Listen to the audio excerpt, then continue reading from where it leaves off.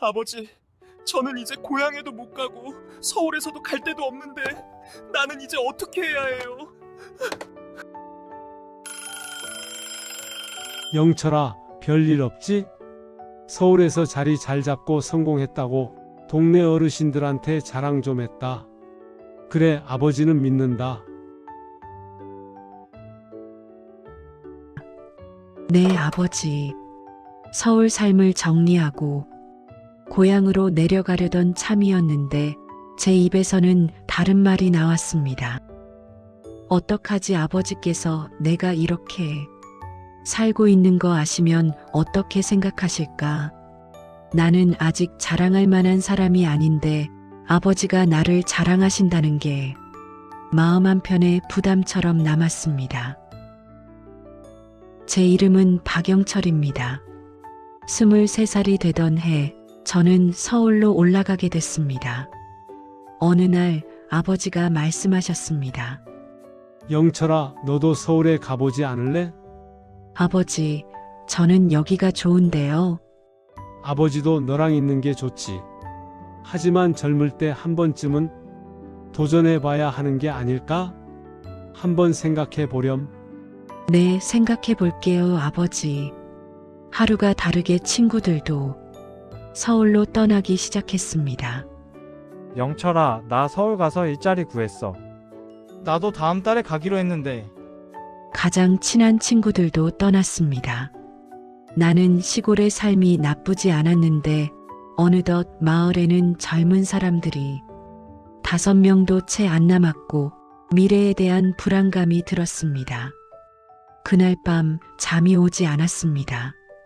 창문에는 별들이 쏟아질 듯 빛나고 있었고 그 별빛은 나에게 서울의 불빛, 기회의 빛, 성공의 빛으로 보였고, 그래, 서울의 삶, 나도 한번 도전해보자. 그렇게 마음먹고 저는 무작정 아는 사람도 없고 아무것도 모르는 채로 정말 아무 계획도 없이 가방 하나 가지고 서울행 버스를 타고 긴장하고 막막한 마음으로 서울역에 내렸고 2시간 남짓 서울 구경을 하다가 눈에 보이는 고시원 간판을 따라 들어갔습니다. 여기 방 좀 보러 왔는데요. 고시원 아주머니는 무뚝뚝했지만 어딘가 정이 느껴지는 분이었습니다. 방은 2평도 안 되는 좁은 공간, 작은 책상 하나, 낡은 침대 하나, 그게 전부였습니다. 여기로 할게요. 계약금을 내고 짐을 풀었습니다. 아니, 짐이라고 해봤자 가방 하나뿐이었지만요. 첫날 밤 얇은 벽 너머로 옆방 사람의 기침 소리가 들렸습니다. 위층에서는 발소리가, 아래층에서는 텔레비전 소리가 들렸습니다. 오늘 마주했던 서울 사람들은 너무 많았고 모두가 바빠 보여 아무도 저를 봐주지 않았습니다. 외롭고 두려운 마음에 눈물이 날 것 같았지만 참았습니다. 여기서 과연 내가 잘할 수 있을까? 이게 서울 생활이구나. 첫날부터 의문이 들었습니다.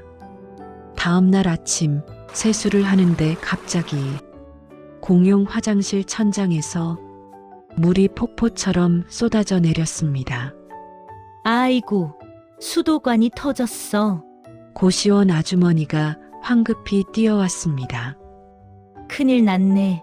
큰일 났어. 이거 고치려면 또 돈 들어가는데. 아주머니는 당황한 표정으로 어쩔 줄 모르고 계셨습니다. 저는 시골에서 농사일을 도우며 이것저것 고쳐본 경험이 있었습니다. 아주머니, 제가 한번 볼게요. 뭐? 청년이 이런 거 할 줄 알아? 네, 고향에서 많이 해봤어요. 수도관을 살펴보니 다행히 간단한 연결 부위가 헐거워진 것이었습니다. 30분쯤 걸려 수리를 마쳤습니다. 아이고, 청년. 이걸 이렇게 뚝딱 고쳐? 고마워라. 아주머니의 얼굴에 환한 웃음이 번졌습니다. 청년, 앞으로도 뭐 고칠 거 있으면 부탁해도 될까? 네, 그럼요. 그렇게 저는 형광등 교체, 문고리 고치기 등 을지로 고시원의 만능 수리공이 되었습니다. 시골에서 배운 기술들이 서울에서 빛을 발하기 시작했습니다. 청년 참 손재주가 좋네. 놀라워. 칭찬을 받을 때마다 뿌듯했고 외로운 삶의 나에게도 이웃이 생긴 것 같은 느낌이었습니다. 어느 날 저녁 복도에서 고시원 아주머니와 마주쳤습니다. 청년, 밥은 먹었어? 네, 김밥 사 먹었어요. 참, 요새 직장은 구했어? 순간 말문이 막혔습니다. 아직 못 구했어요. 한 달째 이력서를 넣고 있지만 연락 오는 곳이 없어요. 무작정 오긴 했는데 어떻게 살아야 할지 정말 막막해요. 제 목소리가 떨렸습니다. 강한 척 하려고 했는데 아주머니 앞에서는 그럴 수가 없었습니다. 아주머니는 잠시 생각하시더니 청년, 솜씨가 있는 것 같은데. 혹시 을지로 공장에서 일해 볼 생각 있어? 공장이요. 네, 너무 좋아요. 응, 여기서 걸어서 10분 거리에 작은 공장이 있어. 사장님이 내 친구 남편인데 요새 사람을 구한다고 하던데 내가 한번 말해볼까? 정말요? 너무 감사합니다. 내 인생의 첫 직장이었고 매우 설레었습니다. 이틀 후 저는 을지로 골목 깊숙한 곳에 자리한 작은 공장으로 갔습니다. 들어오세요. 안녕하세요. 고시원 아주머니한테 소개받고 온 박영철이라고 합니다. 아, 얘기 들었어. 영철이라고 했지? 50대 중반으로 보이는 사장님이 손을 내밀었습니다. 거칠지만 따뜻한 손이었습니다. 네, 박영철입니다. 잘 부탁드립니다. 경력은 없다고 들었는데 괜찮아. 성실하고 배울 의지만 있으면 돼. 괜찮겠어? 네, 열심히 해보겠습니다. 그렇게 저의 서울의 첫 직장 생활이 시작되었습니다. 첫 출근 날 긴장과 설레는 마음으로 정시 출근 시간은 7시 30분이었는데 30분 일찍 도착했습니다. 벌써 왔어? 열심히 하려는 마음이 보여서 좋네. 사장님이 흡족한 표정으로 웃으셨습니다. 처음엔 간단한 것부터 시작해보자. 사장님이 가르쳐 주신 대로 하나하나 배워나갔습니다. 처음에는 손이 느려서 실수도 많았는데 사장님은 오히려 괜찮아. 처음이니까 천천히 하면 돼. 실수할 때마다 왜 틀렸는지, 어떻게 해야 하는지 차근차근 알려주셨습니다. 한 달, 2달이 지나자 손에 익숙해지기 시작했고 영철아, 이제 제법 손에 익었네. 혼자서도 할 수 있겠어? 네, 사장님, 맡겨주시면 열심히 잘해보겠습니다. 일이 손에 익자 재미도 붙었고 내 손으로 제품이 완성될 때의 그 보람과 뿌듯함은 더 일을 열심히 하게 하는 원동력이 되었습니다. 무엇보다 사장님과의 관계가 좋았고 점심시간이면 함께 이런저런 이야기를 나누던 어느 날 영철아, 서울 생활은 어때? 처음엔 힘들었는데 이제 조금씩 적응되는 것 같아요. 그래, 다행이다. 너 같은 청년이 요새 드물어. 성실하고 착하고. 나도 아들 하나 있는데 너처럼만 컸으면 좋겠다. 사장님의 말씀에 가슴이 따뜻해졌습니다. 서울에 온 지 6개월. 저는 이제 차츰 자리를 잡아갔고 주말이면 가끔은 친구들과 만나 나도 이제 자리를 잡아가는 것 같다고 너스레를 부리며 이야기하기도 하였습니다. 나도 이제 서울 사람이 되어가는구나. 그렇게 생각했습니다. 그때까지는요. 어느 금요일 오후 영철아, 잠깐 얘기 좀 하자. 사장님이 작업을 멈추고 저를 불렀습니다. 무슨 일인가 싶어 긴장하며 다가갔습니다. 네, 사장님. 그동안 일하는 거 보니까 너 참 꼼꼼하고 책임감도 강하더라. 거래처 반응도 좋고. 칭찬을 들으니 얼굴이 화끈거렸습니다. 감사합니다, 사장님. 사실은 말이야. 공장을 확장하려고 해. 확장이요? 그래, 요즘 주문이 너무 많아서 우리 둘이서는 감당이 안 돼. 그래서 바로 옆 건물에 공장을 하나 더 얻었어. 정말이요? 와, 축하드립니다. 고맙다. 그런데 말이야. 그 새로운 공장을 영철이가 맡아줬으면 해. 네, 제가요? 귀를 의심했습니다. 그래, 새 공장 책임자로. 물론 월급도 올려줄 거고 좋은 경험이 될 거라고 믿네. 사장님, 하지만 저는 경험도 부족하고 경험은 하면서 쌓는 거지. 나는 영철이의 성실함을 믿어. 어때? 한번 해보겠어? 순간 머릿속이 복잡해졌고 기쁘기도 했지만 동시에 두렵기도 했습니다. 책임자라니, 혼자 공장을 운영한다니, 과연 내가 할 수 있을까? 하지만 사장님의 기대 어린 눈빛을 보니 거절할 수가 없었습니다. 네, 사장님 열심히 해보겠습니다. 좋아. 믿는다, 영철아. 그렇게 저는 27의 나이에 공장 책임자가 되었습니다.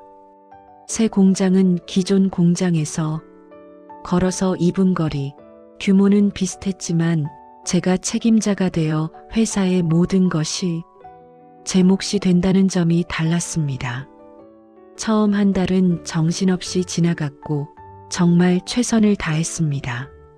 사장님 기대에 내가 해낼 수 있다는 걸 보여줘야 해 다짐했지만 문제가 생겼습니다. 한 달째 되던 어느 화요일 오전. 아, 네. 과장님, 무슨 일이신가요? 이번에 납품받은 부품들 말이에요. 하자가 너무 많아서 못 쓰겠어요. 머릿속이 하얘졌습니다. 네. 그게 무슨 말씀이세요? 전부 반품할게요. 그리고 앞으로 거래는 생각해 봐야겠어요. 과장님, 제가 다시 확인해서 전화가 끊긴 후 손이 떨렸습니다. 급히 납품했던 부품들을 다시 확인해 보니 과장님 말이 맞았습니다. 구멍 위치가 미세하게 틀어져 있었습니다. 어떡하지? 어떡하지? 그날 오후 사장님이 공장으로 찾아오셨습니다. 영철아, 네, 사장님. 거래처에서 전화가 왔는데 무슨 일이야? 죄송합니다, 사장님. 제가 실수했습니다. 사장님의 얼굴이 굳어졌습니다. 나는 널 믿고 맡긴 건데 이게 뭔가? 어찌 된 일인가? 죄송합니다. 그게 문제가 아니라 신뢰가 무너진 거라고. 처음으로 사장님은 저에게 크게 화를 내신 후 자리를 옮기셨고 그 후 저는 공장 바닥에 주저앉아 한참을 울었습니다. 다음 날부터 일이 손에 잡히지 않았고 자책감이 밀려왔습니다. 내가 왜 이 일을 맡겠다고 했을까? 일주일 후 다른 거래처에서도 비슷한 문제가 생겼습니다. 영철 씨, 이번 납품건도 마감일이 지났는데요. 죄송합니다. 일정 관리를 잘못했습니다. 어느 날 저녁 고시원으로 돌아가는 길 발걸음이 무거웠습니다. 복도에서 고시원 아주머니와 마주쳤는데 청년, 요새 무슨 일 있어? 얼굴이 왜 그래? 아니에요. 거짓말 다 얼굴에 쓰여 있어. 들어와, 차나 한잔 하자. 아주머니의 작은 사무실에 앉아 따뜻한 보리차를 한 잔 마시며 이제 말해봐, 무슨 일이야? 그제야 저는 그동안 있었던 일들을 털어놓았습니다. 그래서 이제 어떻게 해야 할지 모르겠어요. 제가 감당할 수 있는 일이 아니었던 것 같아요. 아주머니는 한참을 듣고 계시다가 말씀하셨습니다. 영철아, 포기하고 싶어? 솔직하게 대답했습니다. 네, 집으로 돌아가고 싶어요. 부모님도 보고 싶고, 시골 공기도 그립고, 무작정 서울로 올라왔는데 너무 힘드네요. 제가 앞으로 여기서 잘할 수 있을지 저도 잘 모르겠어요. 그래도 돼 포기하는 게 나쁜 건 아니야. 때로는 포기하는 것도 용기니까. 아주머니의 말에 눈물이 났습니다. 하지만 영철아, 한 가지만 생각해봐. 지금 그런 선택을 하면 나중에 후회하진 않을까? 글쎄요. 영철이가 처음에 서울로 왔을 때 그 다짐을 다시 한번 생각해봐. 아주머니의 말씀이 마음에 남았지만 이미 제 마음은 결정된 것 같았습니다. 고향으로 돌아가자, 여기는 내 자리가 아니야. 그로부터 며칠간 저는 고향으로 갈까? 서울에 남을까? 한참을 고민하였고 다시 서울의 삶을 정리하고 돌아가기로 마음먹었습니다. 그래, 고향으로 가는 버스를 타자. 가방 하나로 왔으니 가방 하나로 떠나면 되었습니다. 그렇게 마음먹은 그날 밤, 복도에 공용 전화가 울렸습니다. 영철아, 전화. 이 시간에 누구지? 수화기를 들었습니다. 아버지였습니다. 순간 눈물이 터질 것 같았습니다. 영철아, 아버지다. 요즘 별일 없지? 우리 영철이 서울에서 자리 잘 잡고 성공했다고 동네 어르신들한테 자랑 좀 했다. 네, 아버지 잘 살고 있어요. 걱정 마세요. 그래, 우리 아들 잘하고 있구나. 네, 아버지. 아버지는 믿는다. 우리 아들이 못할 게 뭐가 있겠어? 나는 아직 자랑할 만한 사람이 아닌데 아버지가 나를 자랑하신다는 게 마음 한편에 부담처럼 남았습니다. 서울 삶을 정리하고 고향으로 내려가려던 참이었는데 제 입에서는 다른 말이 나왔습니다. 내가 서울에서 잘 살고 있는 줄 알고 계신데 어떡하지? 아버지가 내가 이렇게 살고 있는 거 아시면 어떻게 생각하실까? 그날 밤 잠을 이룰 수 없었습니다. 우리 영철이 서울에서 자리 잘 잡고 성공했다고 동네 어르신들한테 자랑 좀 했다. 한편 아버지가 동네 어르신들한테 저를 자랑하셨는데 다시 고향으로 돌아가게 된다면 저도 아버지도 면목이 없을 것 같았습니다. 다음 주말 미리 서울에 자리 잡은 친구들과 오래간만에 다방에 모였습니다. 영철아, 너 우리 아버지한테 소식 들었어. 회사에서 책임자로 성공했다며? 대단하다야. 어떻게 성공하게 된 거야? 나도 방법 좀 알려줘. 참 난감했습니다. 아버지가 동네 어르신들한테 저를 자랑하셨다고 하셨는데 고향 친구들이 제가 지금 회사에서 잘 지내고 있다고 알고 있었던 것입니다. 제가 지금 고향으로 다시 내려가야 되는 사정인 거는 까맣게 모른 채로요. 아휴, 나는 이제 어디에 가야 할까? 아버지, 저는 이제 고향에도 못 가고 서울에서도 갈 데도 없는데 나는 이제 어떻게 해야 할까요? 아버지, 다시 한번 도전해 볼까? 그래도 안 되면 그때 가도 늦지 않아. 그날부터 저는 달라지기로 했습니다. 저는 매일 새벽 5시에 2시간이나 일찍 아무도 없는 공장에 도착했습니다. 제일 먼저 무엇을 잘못했는지 하나하나 적어 내려가자 문제점들이 명확히 보이기 시작했습니다. 그래, 나는 준비가 안 되어 있었던 거야. 그 이후로 주문마다 언제 시작해서 언제 끝내야 하는지 달력에 표시했고 매일 저녁 그날 작업 진행 상황을 거래처에 전화로 알렸습니다. 아침 5시 출근해서 밤과 낮의 구분 없이 때로는 공장 2층 작은 다락방에 이불을 깔아두고 쪽잠을 자며 일을 하였습니다. 정말 힘들지만 이상하게도 지난 한 달보다는 마음이 편했습니다. 최선을 다하고 있다는 느낌과 나는 할 수 없다고 믿었던 일이 내가 할 수 있는 일로 변해갈 때 마음이 한결 가벼웠습니다. 일주일 후 거래처에 전화를 했는데 과장님은 여전히 차가우셨습니다. 과장님, 죄송하지만 한 번만 더 기회를 주시면 안 될까요? 지금까지 거래를 해왔으니까 제품을 먼저 보여주시면 회의 후에 결정하도록 하겠습니다. 한 번만 더 기회를 주시면 이번에는 정말 실수 없이 해드리겠습니다. 이틀이 지나 전화가 왔습니다. 네, 과장님. 어떠셨나요? 좋네요. 이 정도면 쓸 수 있을 것 같아요. 주문 넣을게요. 신뢰를 다시 회복되어 가는 중이었고 점차 큰 힘이 되었습니다. 한 달 후 사장님이 공장에 들르셨습니다. 영철아, 네, 사장님. 요새 거래처들 반응이 좋아졌더라. 영철이가 일을 잘한다고. 네, 정말요? 그래, 내가 직접 확인해 봤어. 이번 달 주물량도 늘었고. 사장님의 얼굴에 다시 미소가 돌아왔습니다. 영철아, 고생 많다. 내가 이렇게 열심히 하는 줄 몰랐어. 미안하다. 지난번에 화낸 거. 아니에요, 사장님. 제가 잘못했죠. 아니야, 내가 너무 성급했다.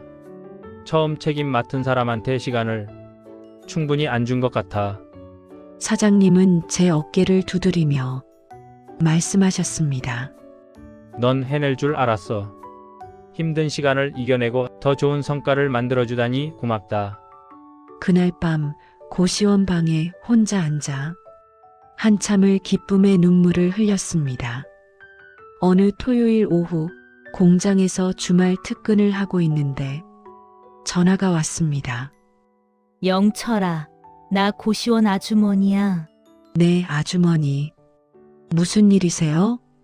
지금 빨리 고시원으로 와봐. 네. 왜요? 일단 와봐. 손님이 오셨어. 손님? 의아한 마음에 급히 고시원으로 달려갔고 현관을 열고 들어서는 순간 영철아, 아버지, 어머니, 부모님이 오셨습니다. 깜짝 놀랐지? 우리가 서울 구경 좀 하러 왔다. 어머니가 환하게 웃으며 말씀하셨습니다. 언제 오셨어요? 연락을 하시지. 깜짝 방문이야. 우리 아들 사는 곳도 보고 일하는 곳도 보고 싶어서 그날 저녁 저는 부모님을 모시고 제가 운영하는 공장을 보여드렸습니다. 여기가 내가 일하는 곳이구나. 생각보다 크네. 아버지가 공장을 둘러보며 말씀하셨습니다. 네, 여기서 매일 일하고 있어요. 고생이 많구나, 우리 아들. 어머니가 제 손을 잡으셨습니다. 거칠어진 제 손을 보시며 눈시울이 붉어지셨습니다. 괜찮아요, 어머니. 이제 많이 익숙해졌어요. 그날 밤 고시원 방에서 부모님과 이야기를 나눴습니다. 좁은 방에 셋이 앉으니 꽉 찼습니다. 영철아, 한참 후 아버지가 입을 여셨습니다. 사실은 말이야.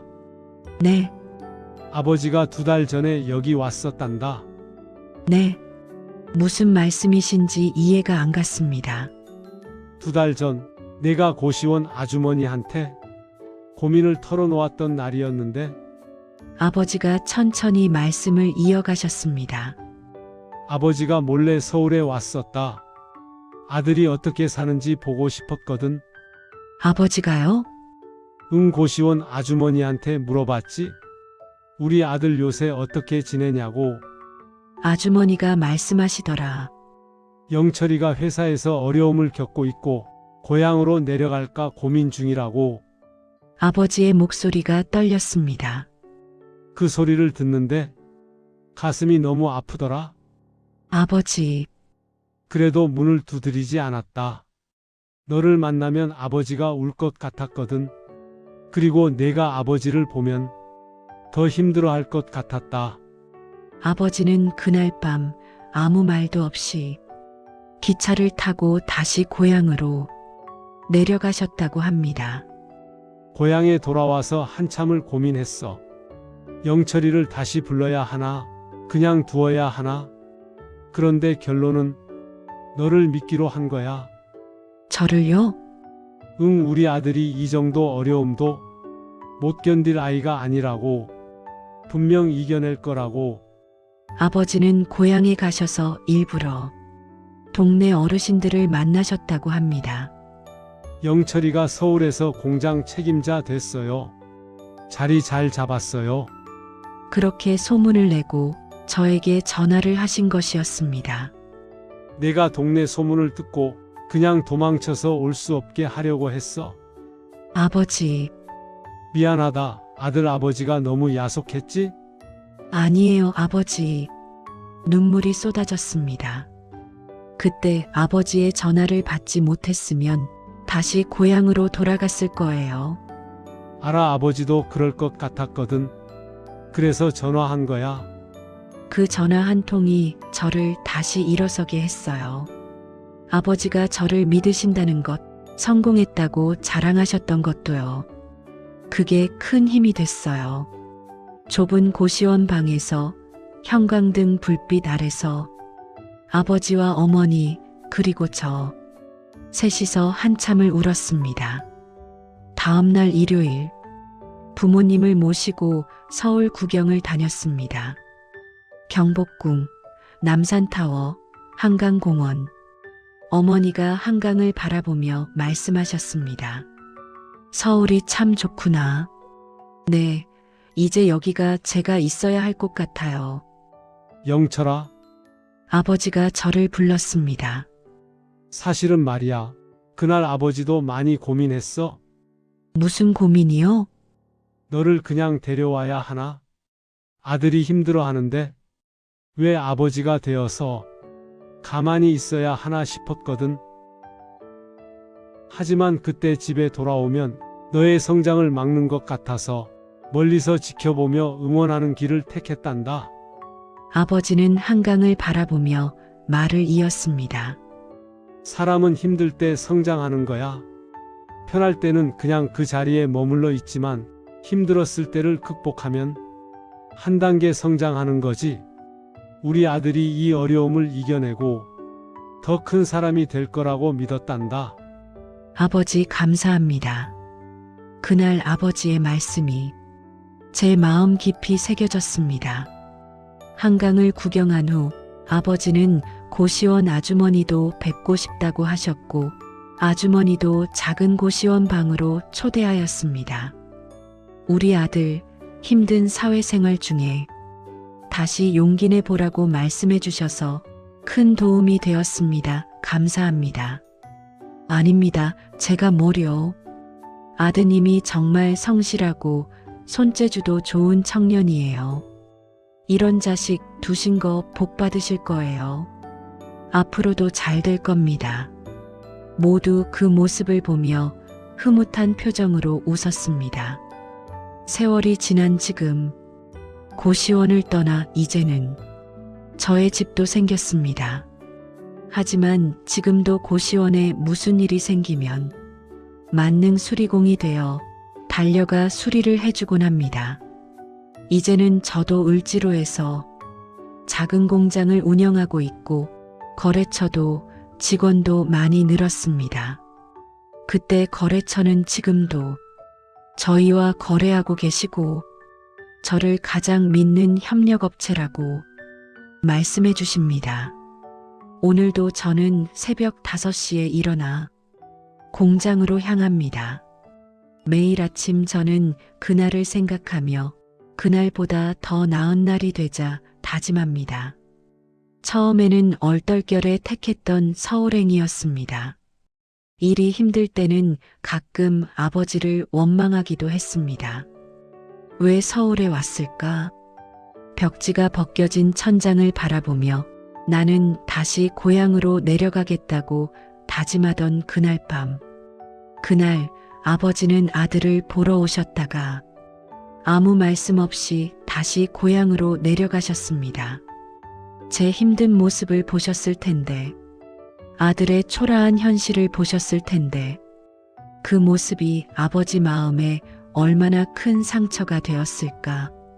자책감이 밀려왔습니다. 하지만 지금 돌아보니 뒤에서 묵묵히 응원해 주시며 저의 길을 더 단단하게 만들어 주셨습니다. 수화기 너머로 들리던 아버지의 목소리가 아직도 생생합니다. 그리고 드디어 아버지께 진짜 자랑할 이야기를 전화로 말씀드렸을 때 그 순간 깨달았습니다. 아버지는 처음부터 알고 계셨던 것 같습니다.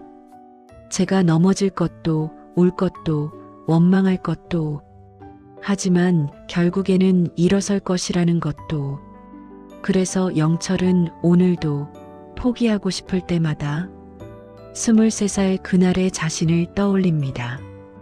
하루를 마치고 돌아온 좁은 고시원 방. 과연 내가 해낼 수 있을까? 나 자신조차 의심하게 되었습니다. 그리고 그 순간에도 저를 믿어주셨던 아버지를 이제는 진심으로 말할 수 있습니다. 아버지, 감사합니다. 오늘 이야기는 여기까지입니다. 끝까지 함께 해주셔서 감사합니다. 구독과 좋아요로 다음 이야기도 함께 해주세요.